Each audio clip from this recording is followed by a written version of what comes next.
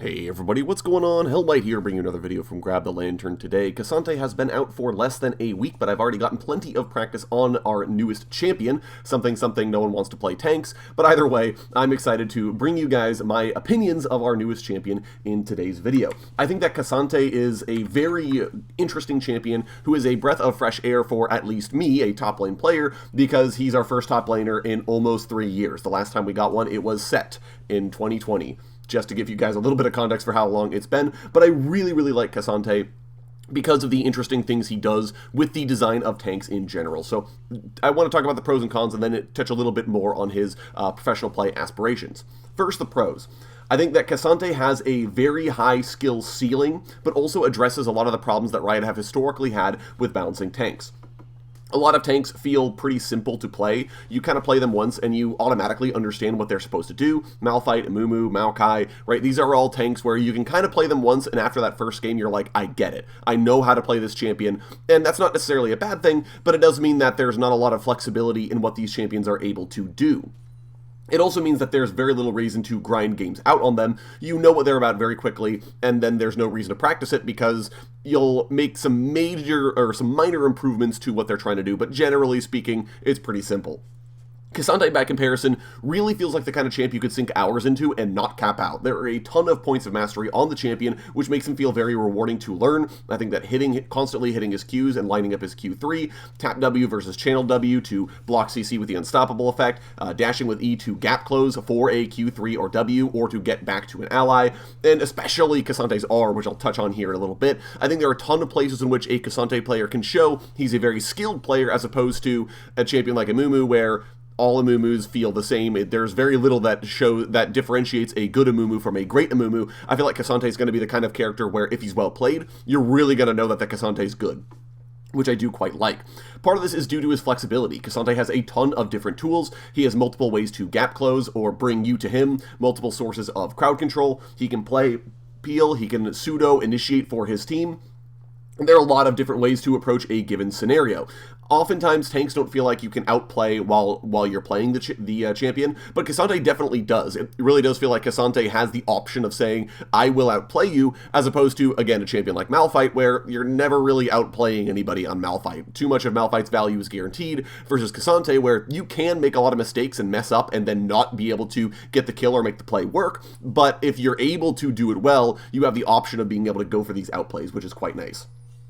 Cassante's Q, I think, is a really interesting ability as well. It's basically just Yasuo Q, but tanky, which means that the learning curve is quite simple if you're a fan of the Wind Brothers. I thought that was a really unique thing that Riot decided to slip in there, because I think it has good gameplay behind it, but instinctively people know how to use it and what the counterplay to it is, which I think is quite nice.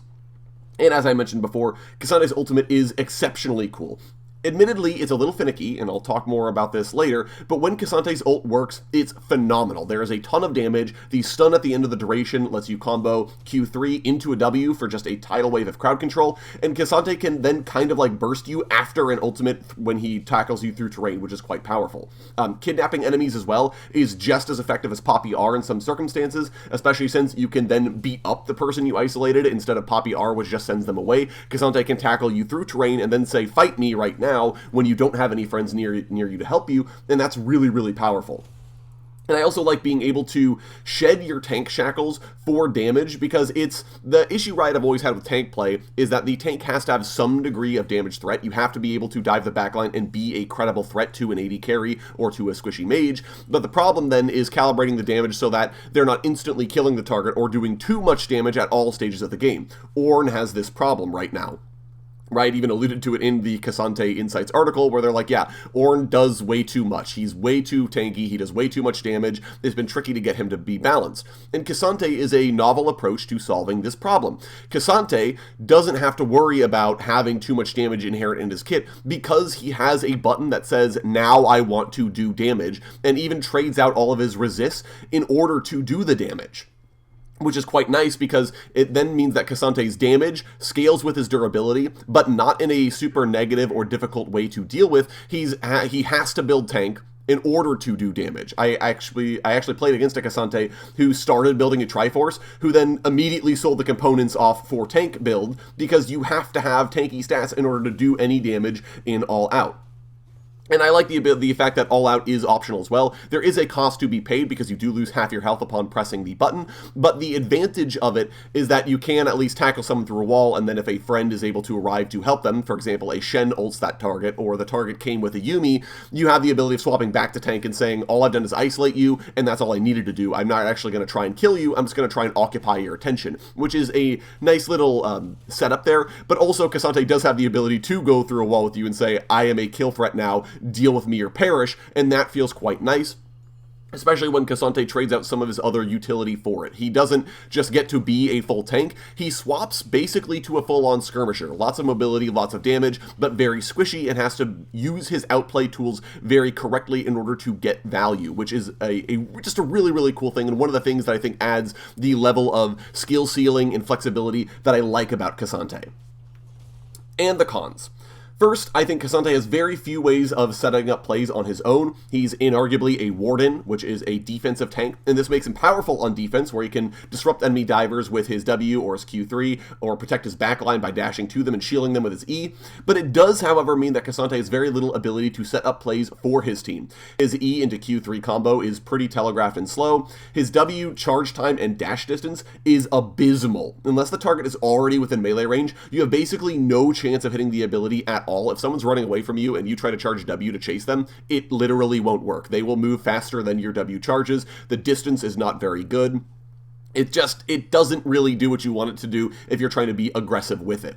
The slow on K'Sante's Q helps his stickiness a bit. He needs a lot of ability haste in order to really be able to spam out the slow, but the slow has such a little duration, is quite weak on its own. It feels worse than Trundle Q, it honestly does. It feels like Trundle is way stickier than K'Sante, even though K'Sante arguably has a better ability because his Q is AoE and has the pullback effect on it if you can hit multiple in a row. Which then means that K'Sante has very little ability to kind of reach out and make plays happen for his team. He's very good at stuffing engages, but he doesn't have really any ability to set up a play for his team, which means that he can be at a disadvantage in certain situations.